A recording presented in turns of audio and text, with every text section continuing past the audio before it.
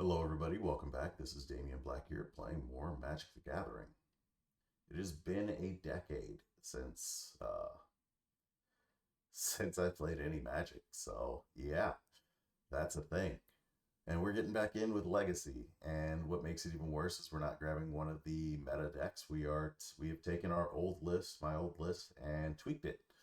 I've looked at some of the things that are happening in the meta. Saw that Reanimator's on top, but I'm just super thrilled about that one. I have two losses against Reanimator since its unbanning to when I stopped playing last.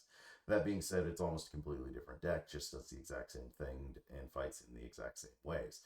So I am hopeful that I can still just go, who cares? So yeah, uh, let's get into it. First and foremost, we dropped the Stoneforge package. I felt like it was too slow. I feel like with Consigned to Memories, or is it Consigned to Dreams? I forget what it is. The counter. We're gonna call it the counter. That 100% makes it so that it's not worth it to play the Stoneforge package. Typically, if you weren't grabbing a JIT, you were grabbing a Batterskull, and if with both of those, Consigned to Memory just what is the card's name? Yeah, Consigned to Memory just ruins it. Be it the Stoneforge trigger on entry, if they're worried that you're gonna go get the JIT, they're worried for some reason that you're gonna go get whatever. A 1-2 for 2 in Legacy is not good. So unless you have that equipment in hand, all of it, and you have your choices of everything there, in which case your hand is filled with equipment, and yeah, it's not going to be that helpful. The other part of that being the living weapon can be countered as well from Consign. So yeah, Stoneforge package is gone. We also dropped the Mox Diamonds, which was our way to start turn 2 on turn 1. It was a quick way to speed up the old list, the original list, way back before Mox Diamonds. I played Exploration. There were also two Crucibles in the deck. I thought about putting those back in. And you essentially would play the game and then eventually get to a point where you were just cutting off all of their mana because hardly anybody played more than one basic. And I've decided that that's also not a route. Instead, I've taken the route of Vexing Bauble. Vexing Bauble, you all are probably super familiar with, way more than I am. Counters Force of Will, counters Daze, when either their alternative costs are paid, counters Petals, counters other Moxes, counters Lion's Eye Diamond, it counters a lot of things that a lot of decks are trying to use to be unfair. Um, Counterspell sucks when it costs 5, and if there's a Vexing Bauble down, Force of Will costs 5. I am aware that the combo decks are playing Veil of Summer? I think that's the card's name. Playing Veil. Um, yeah, I'm aware of that. Not too concerned either which way. Our goal is actually just to slow them down. We don't have a very good combo matchup, and I've been informed that a lot of the format is combo. Our combo matchup consists of us trying to rip apart their hand and win the game.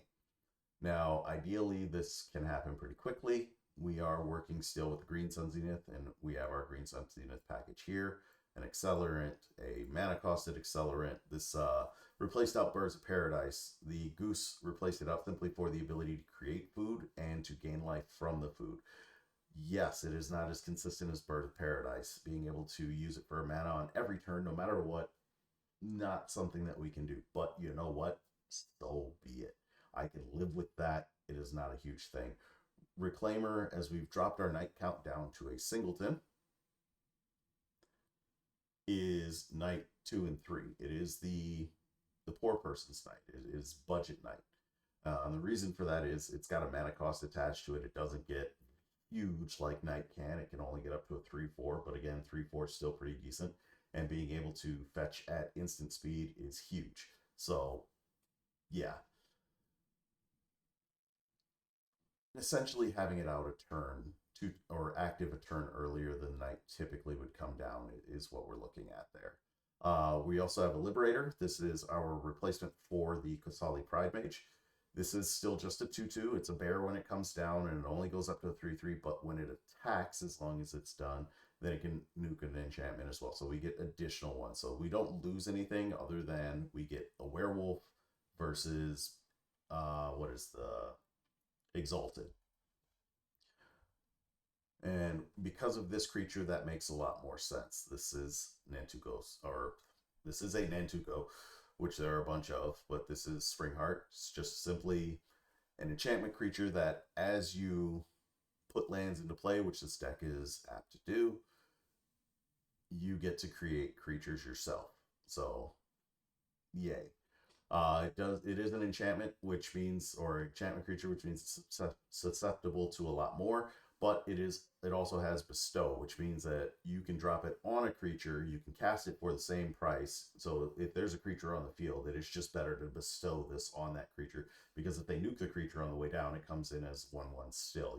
Essentially, you cast it as the bestow cost and hook it up to whatever you're looking at and still get essentially its effect entirely, seeing as it gives its power and toughness, which is 1/1, and it still creates. You just get a chance to create copies of other creatures. So you could have multiple knights that way. You could have multiple reclaimers. There aren't really any come into play effects that we're looking at taking advantage of with this list. So outside of this one, which if you're hooking it up to this and you're dropping lands in, that is a lot of things that they have to worry about. We'll get to that creature in a moment. Next up, we have White of the Reliquary. This is sacrificing creatures, which this happily makes, to be able to fetch lands out of your deck. That increases our draw consistency. It gives us a little bit more access to the land package that we're running, which I guess I should have pulled the land package out as well, but I didn't do that. We'll get to it. It hasn't changed. So yeah, it's still just the things that it was.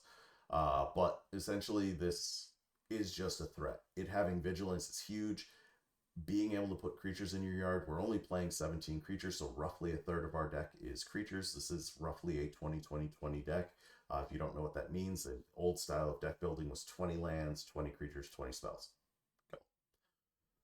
And so this isn't going to be the biggest threat on the board. It'll be a lot smaller than a Knight of the Reliquary will, but at the same time, it should be large enough to deal with anything that we do run into. And with what we can run into, I think that that's probably for the best. We have a Keen-Eyed Curator, which, again, this is a replacement for Scavenging Ooze. It costs a generic mana as opposed to a green mana, which is why we're doing that. It gets big off of card types, which we can get based from ours. We have enchantments. We have 5 of them. We have creatures, we have planeswalkers, we have instants, sorceries, lands. There are a lot from just us, and that's not including what they may be playing. We even have artifacts. So yeah, we're playing roughly every type, and a lot of them will get to the yard, and it's just going to happen. This is the where we were. The old player in me sees the new art cards for these and freaks out mentally, so that's why I'm playing with this version. If you are one of those people that's like, oh my god, he needs to use the full, I will not be it.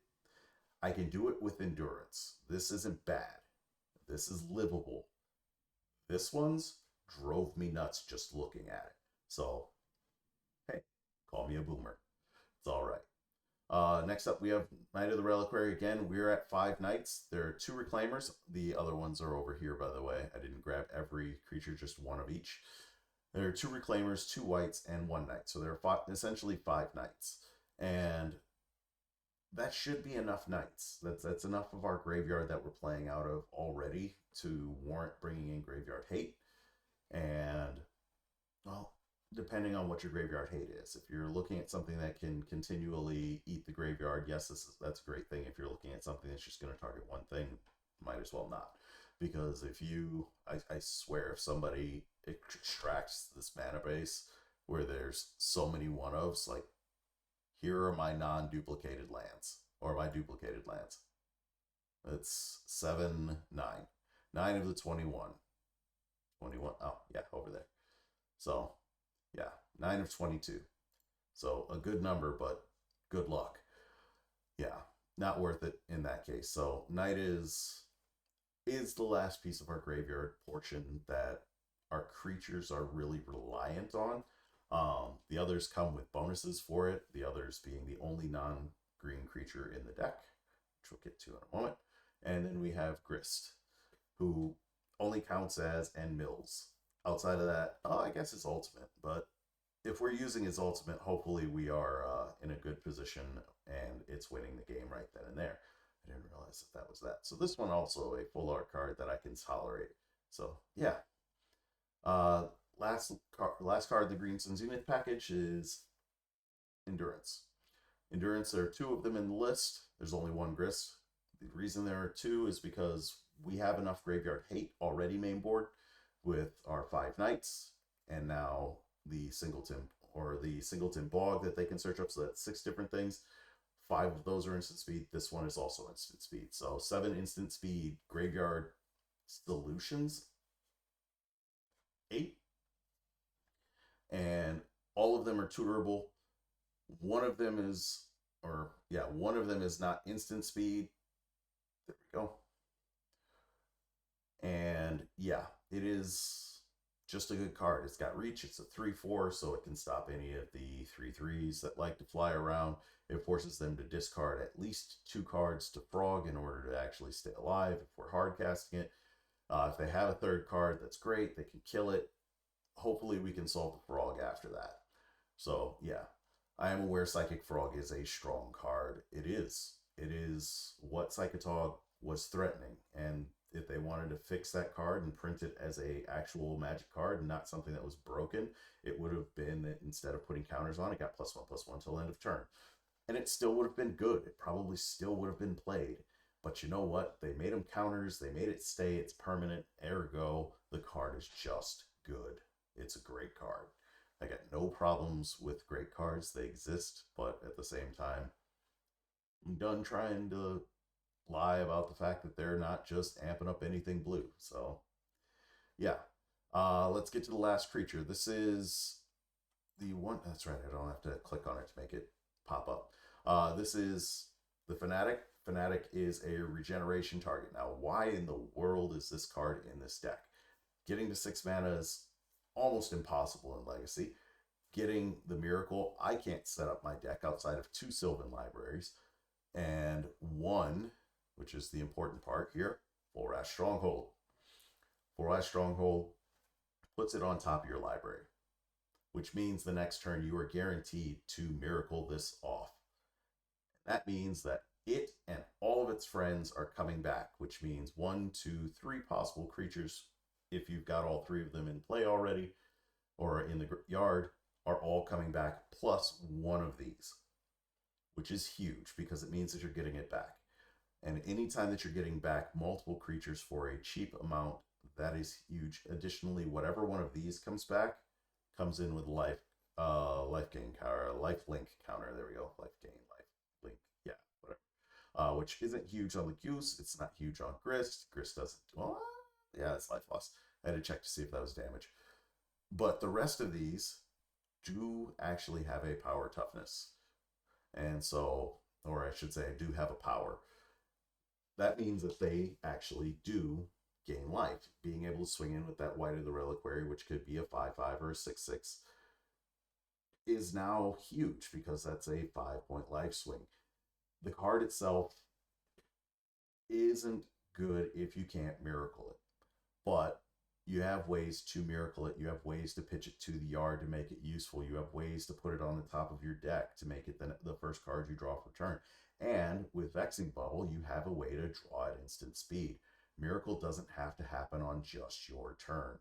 It is the first card you draw that turn, which means you can end of their turn, pop Vexing Bubble, pay 2, that's only 3 mana, that's livable in Legacy.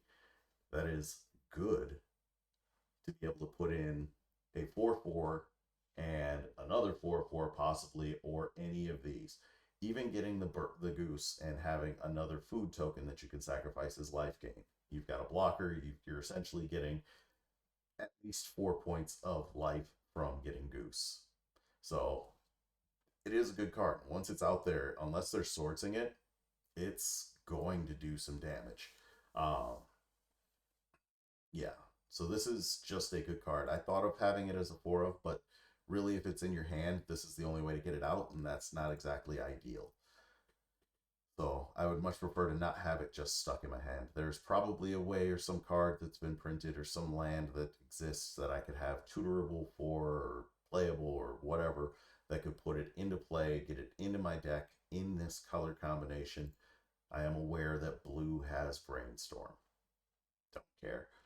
But until we get to that point, 3 is a good number for them for right now. If it turns out that this isn't a good one, this is actually what replaced Bob. There used to be 4 Bobs. We got a Green Sun Zenith to increase the package consistency, and we got 3 Fanatics. Let's see, where else are we? Our removal package is basic with swords and Ks. We use lilies. We have a grist. And out of the board, we have some stuff. We'll get to the board in a second. We have 2 Sylvan libraries. We have our hand destruction package, which is 4 Thoughtseize and 1 Inquisition. I am debating cutting that back down to 4, but at the same time, I feel like having all 5 is the better option right now. There's enough stuff in the format that being able to disrupt their turn 1 plays is usually a stronger play.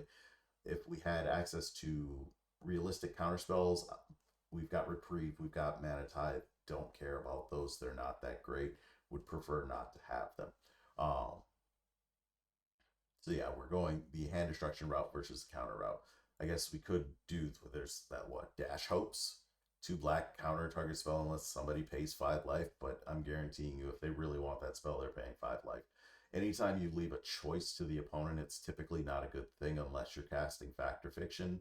And then the only problem is that you're casting Fact or Fiction in a format that 4 mana is huge. Like, there's so many better things that you could be doing with your 4 mana.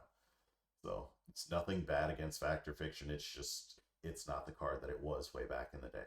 Let's get into the sideboard. We have additional graveyard removal. We have a little bit of help versus hand destruction. We have a Pick Your Poison. This card I actually find to be, in theory, extremely good. For against Reanimator, it hits every target that you care about. Against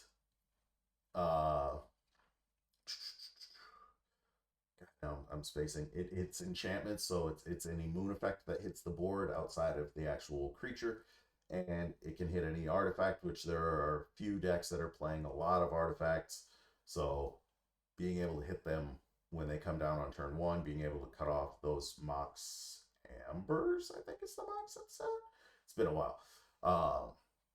Yeah, just essentially it's a versatile way of being able to deal with whatever your opponent has. There is only one of them because we should be able to deal with any creature, any big creature without an issue already. Plus we're running 2 Shieldred's Edicts, which accomplish the same thing as this is creature sacrifice. It just can also hit the ground at instant speed.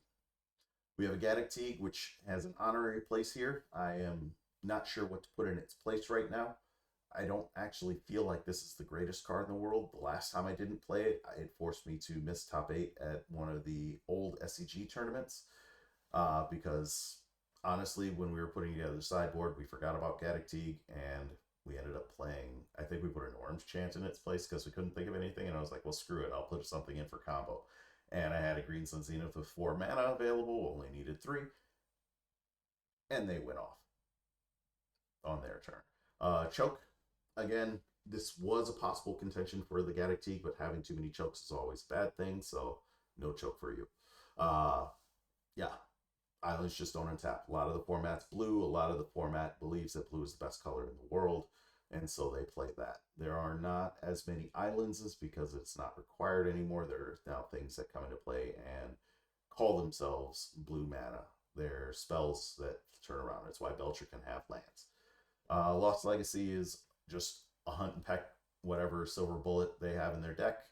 If it's their win condition like Belcher, we can deal with those tokens. I have dealt with those tokens. I have had 22 tokens dropped on me on turn 1 and won that game. So I am confident with the old list that I could do it. This one, not so much. Gonna need to miracle that guy. Gonna need to miracle him and have pitched a buddy and pull them all back and had all sorts of other fun stuff happen. We'll see. If we can't, if the silver bullet idea is not working, can't grab Belcher with this one.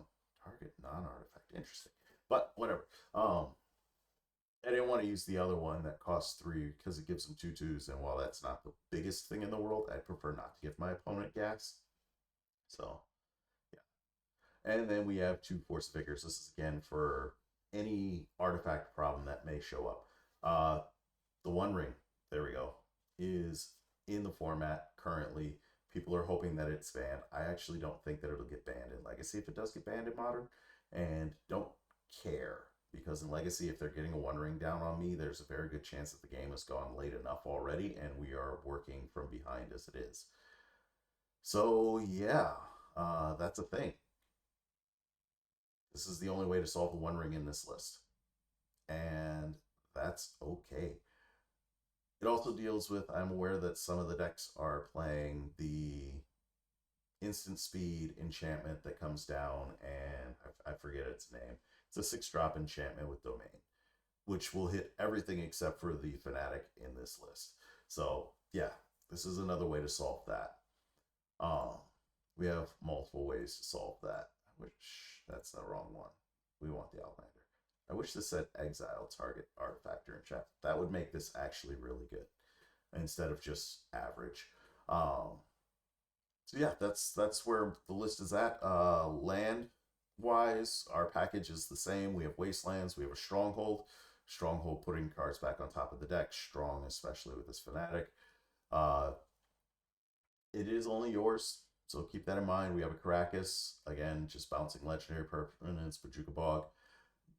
This Peat Moss and the, or Peatland and the Bayou here, I've been debating turning into Surveil lands. I just have not made that, I have not pulled the trigger on that decision yet.